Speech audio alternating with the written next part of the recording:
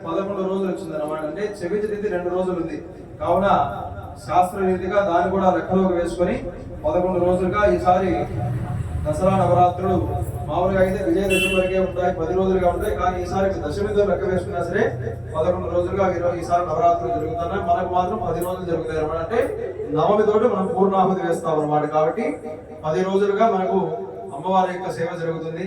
అదే విధంగా ఈసారి దుర్గా హోమం 30వ తారీఖు మంగళవారం రోజున దుర్గాష్టమి, 30వ తారీఖు దుర్గా హోమం, ఆ రోజు దుర్గాష్టమి. అదే రోజున మూలా నక్షత్రం కూడా రావడం చాలా విశేషం అనమాట. 30వ తారీఖు మంగళవారం కూడా అమ్మవారికి చాలా ఇష్టం. గౌరీదేవికి ఎప్పుడైనా మంగళవారం, అందుకే మంగళగౌరి వ్రతాలను మంగళవారం చేసుకుంటారంటే ఈసారి మంగళవారము, దుర్గాష్టమి, మూలా నక్షత్రం ఈ మూడు కూడా ఒకే రోజున కలిసి రావడం అనేటువంటిది చాలా విశేషమైనటువంటి తిథి అనమాట. కావున ఆ రోజున ఉదయాన్నే అభిషేకం జరుగుతుంది. అభిషేకం అయిపోయిన తర్వాత 9:30-10 గంటల కల్లా అమ్మవారికి దుర్గా హోమము, గణపతి హోమము, మూలమంత్ర హోమాలు, రుద్ర హోమము, గణపతి, సుబ్రహ్మణ్యేశ్వర, నాగేంద్ర సర్వదేవతా హోమాలన్నీ కూడా ఆ రోజున జరుగుతాయి అన్నమాట. కావున భక్తాదులందరూ కూడా ఆ రోజున 30వ తారీఖు దుర్గా హోమం జరుగుతుంది.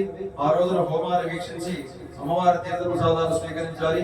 అలాగే 1వ తారీఖు మహానవమి రోజున అమ్మవారికి చండీ హోమం జరుగుతుంది.